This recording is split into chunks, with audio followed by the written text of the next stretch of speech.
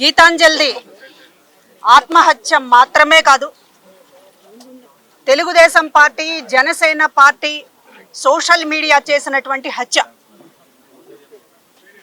ఎందుకు ఈ హత్య జరిగింది?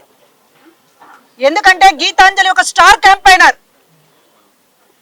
ముఖ్యమంత్రి గారు ఏదైతే చెప్పారో, ప్రతి కుటుంబం నుంచి ఒకళ్ళు వచ్చి ప్రభుత్వం గురించి జరిగినటువంటి మంచిని వారే స్టార్ క్యాంపెయినర్స్ గా వస్తారు అని చెప్తే, ఈ రోజున ఈ ఇంటికి వచ్చాము. బాధలో ఉన్నారు, కానీ ఆ కుటుంబంలో ప్రతి ఒక్కరూ తమకు జగనన్న ద్వారా అందినటువంటి లబ్ధిని చెప్పేటటువంటి సందర్భం ఇదనేటటువంటి దాంతో చెప్తూ ఉన్నారు.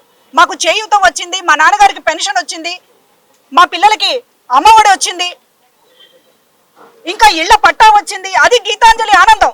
చేయూత తీసుకున్నారు, పెన్షన్ తీసుకున్నారు, అమ్మఒడి వచ్చింది, దానితో పాటుగా ఇళ్ల పట్టా వచ్చింది, ఎమ్మెల్యే గారి చేతుల మీదుగా ఇచ్చారు, జగనన్న గారే నాకు పంపించారు అనేటటువంటి ఆనందాన్ని వ్యక్తం చేసినందుకు ఈ రోజున ఒక టార్గెట్ గా ఎందుకు చేసుకున్నారంటే, ఈ స్టార్ క్యాంపెయినర్లు రాకూడదు, ఇది ఒక కుట్రపూరితంగా జరిగింది, ఆషామాషిగా జరిగింది కాదు. గీతాంజలి నోరు నొక్కేస్తే రేపు మరొకళ్ళు ఎవరు కూడా బయటికి రారు. ఈ ప్రభుత్వం గురించి, జగనన్న చేసినటువంటి మంచి గురించి ఇంకెవరు కూడా చెప్పకూడదు. ఇది ఒక పన్నాగం ప్రకారం చేసినటువంటిది. కేవలం సోషల్ మీడియాలో నలుగురు మాత్రమే బాధ్యులు కాదు. దీని వెనుక లోకేష్, దీని వెనుక చంద్రబాబు, దీని వెనుక జనసేన అందరూ కూడా ఉన్నారు.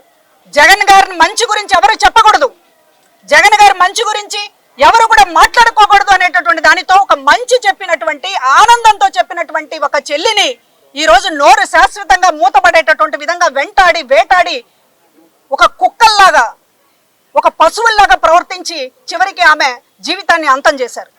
ఎంతో జీవితం ఉన్నటువంటి అమ్మాయి.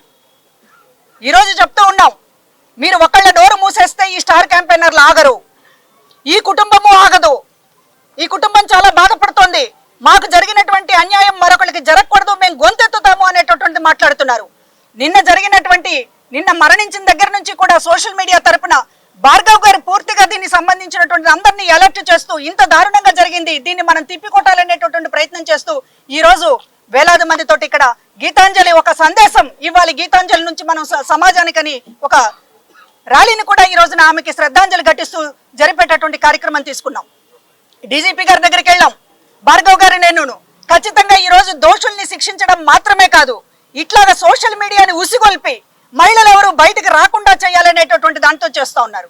మేము ఎందుకు టీడీపీ, జనసేన సోషల్ మీడియా గురించి మాట్లాడుతున్నామంటే, రోజా ఒక మినిస్టర్ని కూడా మాజీ మంత్రిగా పనిచేసినటువంటి బండారు అనేటటువంటి ఆయన ఇష్టం వచ్చినట్లు బూతులు పెడుతూ సోషల్ మీడియాలో పోస్టులు పెడితే దానికి వాళ్ళు దానికి న్యాయ పోరాటం అనేటటువంటి పేరు పెట్టారు. ఇక్కడ ఉన్నటువంటి ప్రతి మహిళా నాయకురాలు ట్రోలింగ్కి గురి కాకుండా, అసభ్య కామెంట్లకు గురి కాకుండా లేరు, వెంటాడుతున్నారు.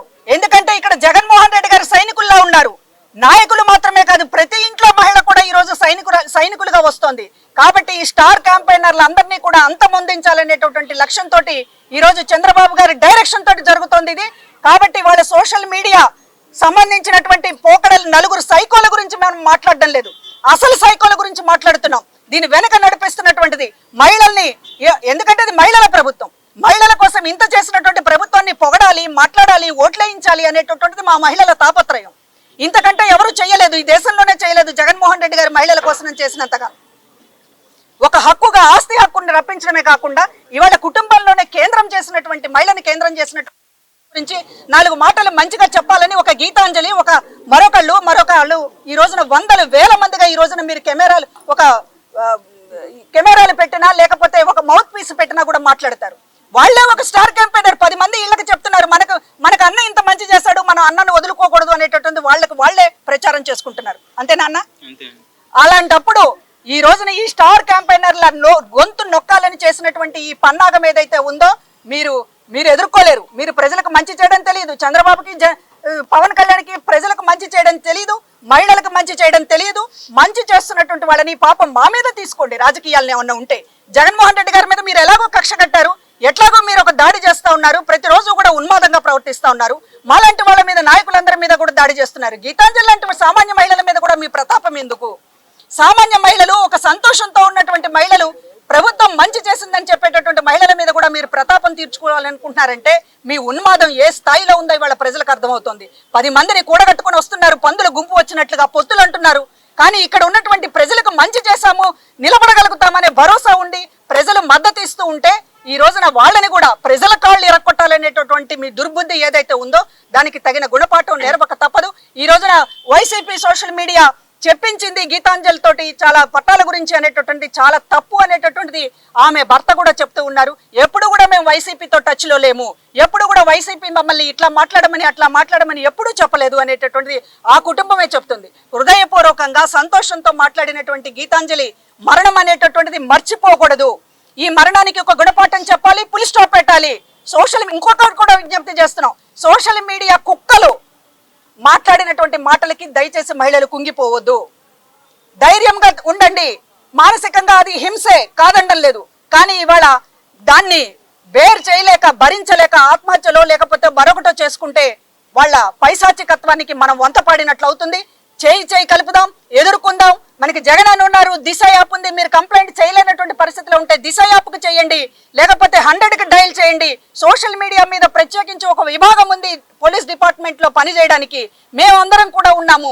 దయచేసి ఎవరు కూడా నిరుత్సాహపడొద్దు, వెనకడుగు వేయొద్దు, ఫైట్ చేద్దాం, పోరాడదాం. ఇట్లాంటి Janasena Telugu Desam party social media వాళ్ళని రోడ్డుకి ఇచ్చి గుణపాఠం చెప్దామని చెప్పి మీ అందరికీ తెలియజేస్తూ ఉన్నాను. ఆ కుటుంబానికి ప్రభుత్వం ఎల్లవేళలా అండగా ఉంటుంది. చాలా ధైర్యంగా ఆ కుటుంబం అందరికీ కూడా మేము చెప్పాం. ముఖ్యమంత్రి గారు చాలా చెలించారు ఈ విషయం విన్న తర్వాత. అందరం కూడా నేతలందరం కూడా మాట్లాడాం ముఖ్యమంత్రి గారితో. నిజంగా ముఖ్యమంత్రి గారు ఆ కుటుంబానికి అందరం భరోసాగా ఉంటాం చెప్పండి అని పదే చెప్పినటువంటి పరిస్థితి. కాబట్టి ఆ కుటుంబం వైసీపీకి సంబంధించినటువంటి ఒక ముఖ్య కుటుంబంగానే మేము భావిస్తామని మరొకసారి తెలియజేస్తూ ఉన్నాం.